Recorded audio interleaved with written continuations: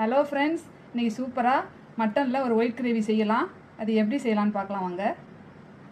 First கடாயில் கொஞ்சம் எண்ணெய் சேர்த்துக்கலாம். பெரிய வெங்காயம் 3 பெரிய வெங்காயம் கொஞ்சம் பெருசாக கட் பண்ணி போட்டு வதக்கிக்கலாம்.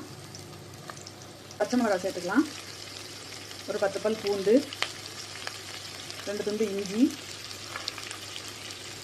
10 நம்பர் முந்திரி பருப்பு எல்லாத்தையும் சேர்த்து நல்லா வதக்கிக்கலாம். வெங்காயம் பாதி வதங்கிடுச்சு. இப்போ 1/2 கிளாஸ் தண்ணி அதில் சேர்த்துக்கலாம். இதை அப்படியே மூடி வச்சு தண்ணி ட்ரை ஆகிற வரைக்கும் வேக வச்சு எடுத்துக்கலாம். பாருங்கள், நல்லா வெந்துடுச்சு. இதை நைஸாக அரைச்சி எடுத்துக்கலாம். பாருங்கள், குக்கரில் 1/2 கிலோ கறி சேர்த்துக்கலாம். இது கூட ஒரு பட்டை, ஒரு கருப்பு ஏலக்காய், 2 பிரிஞ்சி இலை, 4 கிராம்பு சேர்த்துக்கலாம். இந்த கறிக்கு தகுந்த மாதிரி கொஞ்சம் உப்பு சேர்த்துக்கலாம். 1 கப்பு தண்ணி சேர்த்து 4 விசில் விட்டு எடுத்துக்கலாம். 2 ஸ்பூன் நெய் சேர்த்துக்கலாம். இது கூட அரைச்ச ஒயிட் கிரேவியை இதில் சேர்த்துக்கலாம். சேர்த்துட்டு இதை நல்லா மிக்ஸ் பண்ணிவிட்டு கொஞ்சம் நேரம் கொதிக்க விடலாம். 1 ஸ்பூன் ஜீரகத்தூள் சேர்த்துக்கலாம்.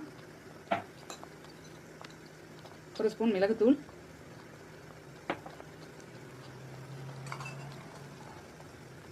1 ஸ்பூன் கஸ்தூரி மேத்தி, 1 ஸ்பூன் கரம் மசாலா எல்லாத்தையும் சேர்த்து நல்லா மிக்ஸ் பண்ணிக்கலாம். தயிர் எடுத்துகிட்டு நல்லா பீட் பண்ணி எடுத்துக்கலாம். 1/2 கப் தயிர் நல்லா பீட் பண்ணிவிட்டு இதோட சேர்த்துக்கலாம்.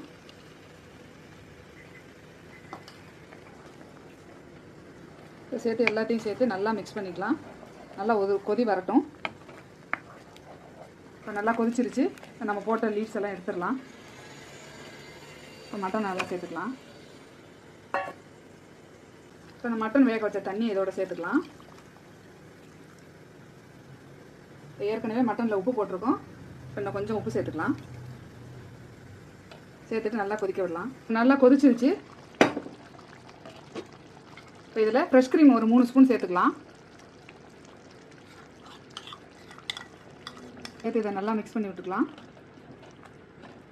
இப்போ தனியாக ஒரு பேனில் 2 ஸ்பூன் நெய் சேர்த்துக்கலாம். இதில் 2 ஏலக்காய், 3 கிராம்பு, 1 ஸ்பூன் சீரகம் போட்டு நல்லா பொரிஞ்ச உடனே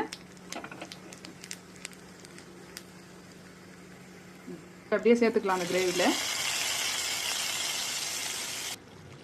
லைட்டாக மிக்ஸ் பண்ணி விட்டுட்டு அப்படியே கொஞ்சம் நேரம் மூடி வச்சிடலாம்.